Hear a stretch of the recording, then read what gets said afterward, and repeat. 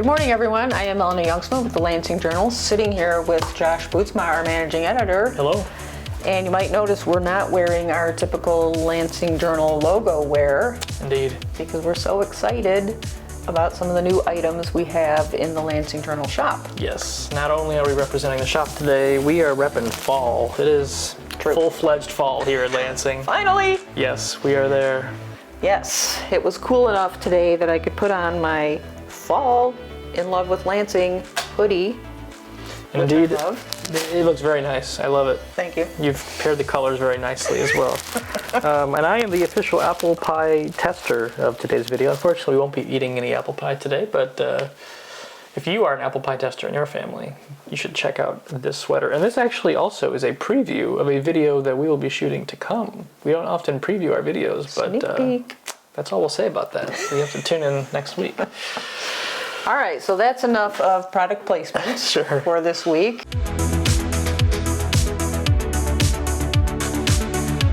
We regularly attend these village board meetings, and some meetings, it's no secret, some meetings are more interesting than others. This Tuesday's meeting had a wide variety of topics that were covered by both the village board itself, members of the public made comment, the police department gave out some awards and made some recognition. So a lot going on at that board meeting, enough that we wrote 3 different stories about it.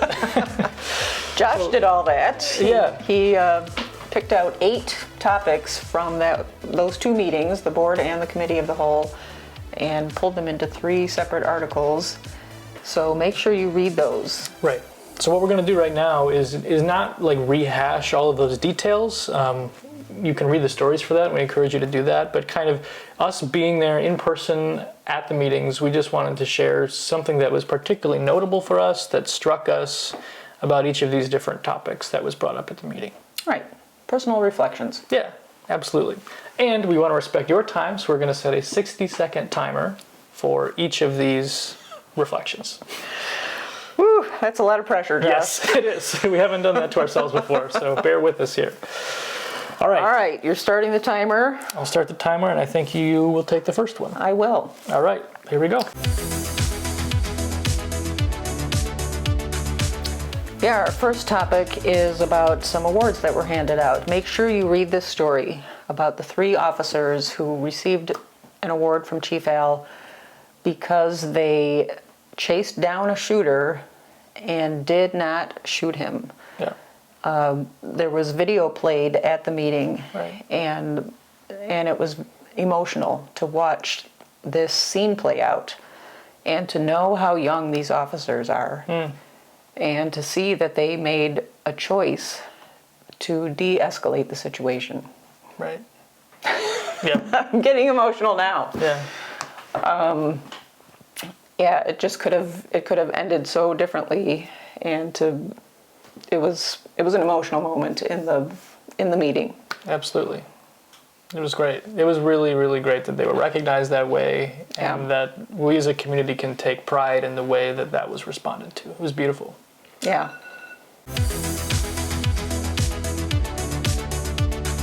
All right, so less emotional but also important was another police thing that happened in this meeting. Tell us about that, Josh. That's right. So the Lansing Police Department was officially recognized for new accreditation that it had achieved. And what really struck me were the numbers involved in this accreditation. You can read more about the specifics, but the numbers, 3 different numbers. One, the Lansing Police Department met 69 standards for their accreditation through ILEAP, which is the Illinois Law Enforcement Accreditation Program. It's a very rigorous program. 69 accreditation standards met. Number 2, the Lansing Police Department is now one of 60 police departments in the state of Illinois that are ILEAP accredited. And the third number is that 60 departments only makes up 5% of all full-time professional police departments in the state of Illinois. So, in other words, the Lansing Police Department, through this accreditation program, is really the top tier when it comes to top-notch policies and, liability coverage and all of those things and the way that they police the town. Very impressive. Yep. Hey, there we go. Look at that, right on time. And another one, Melanie, that I will cover here.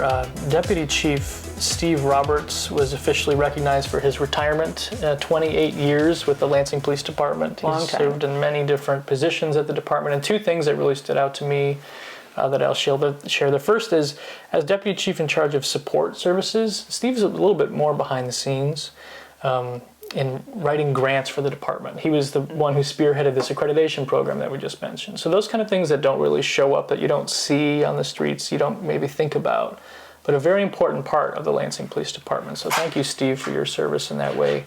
Also, something that was just notable about Steve, Steve's a very personable guy, and he said, this village is my family. A lot of people told me, you know, when it's time to leave, you're going to be running out the door, but it's not that way. I still really love this place. Lansing is my home. So It was nice to hear. it was really nice to hear. And he spent his whole, many years of his professional career devoted to Lansing. So cool to hear that from Steve.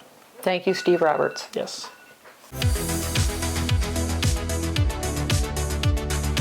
All right, this next one came out of a public comment at the village board meeting, Melanie, and you were able to take some photos in response to the comment made.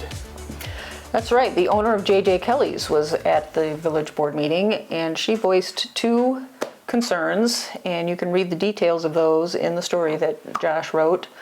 But what impressed me is that these are problems that Joellen would not be able to solve on her own. One involves the Illinois Department of Transportation, and one involves the QuikTrip Corporation. Yep. So she, as a resident and a business owner, can't solve those on her own. So she, rather than simply complaining on Facebook or Sure. complaining to her friends and family, Yeah. she has reached out to her elected officials over the past 2 months. And at this week's meeting, she took the next step and came to a village board meeting and voiced a public comment, made her complaints part of public record. And now the mayor and Dan Podgorski, village administrator, will be taking next steps that they can take. It's a long process sometimes when you have a problem that needs resolution, but Joellen is going through that process. That's right. And Joellen was not the only person making a public comment at this week's meeting. Okay. Tell us about the other one, Josh. Yeah, local resident, as I hit start on the timer, Marcella came to the village board meeting. She lives on Burnham Avenue near the intersection of Burnham and Bernice. And she came with kind of a simple idea that Burnham is dangerous and something should be done about it. She had some comments, she had some questions. And what struck me about Marcella is that she said she had just recently got out of the hospital. It took her a while to walk from the back of the room to the front to the microphone. And even in not 100% healthy, she came and said, I really care about the safety of my community. She mentioned that just before she came to the meeting, she saw two cars that she described as drag racing from that intersection. She said that she'd seen a woman who almost got hit by a car. She's concerned about the safety Right. of her neighbors at that intersection. She lives there, she knows the dangers, and she wants what's best for Lansing. And she was willing to make the time and the effort to Right. come out to the meeting and share that so was that an something effort. can You be could see done that. about it. Yeah. Absolutely. Good for you. Yes. Thank you, Marcella. All right, so after moving from the village board meeting proper, immediately after that is the committee of the whole meeting, and that's where a lot of discussion happens. And Tuesday night, there was some really interesting discussion as we start the timer here. Yeah, it was really good to see our board at work. Yeah. There were a couple of items on the agenda that needed discussion. Yeah. And that's what committee of the whole is for. It's a chance for the trustees receive information ahead of time and they review it, and then they come to the meeting prepared to discuss. Yep. They didn't have answers, they didn't have solutions, they had some ideas. Yes. And so one was about the facade program that Lansing offers to businesses, and the other was about liquor licensing. Right. Both of those, there's not always one clear best answer, Right. and committee of the whole is a chance to discuss. And really, everyone was on the same page as far as we want our policies in Lansing to be better for Lansing, better protect Lansing, better for business owners, better for the local residents. That was the spirit of the discussion, Right. which was really, really healthy, I think, for a village to have something like that. Yeah, it was nice to see our elected officials at work, Right. and you don't see that in every village's board. That's right. Absolutely. So there you have it. It's just some personal impressions of the things that happened at this week's village board meeting and committee of the whole meeting. We want to extend an invitation to you again to join us at these meetings.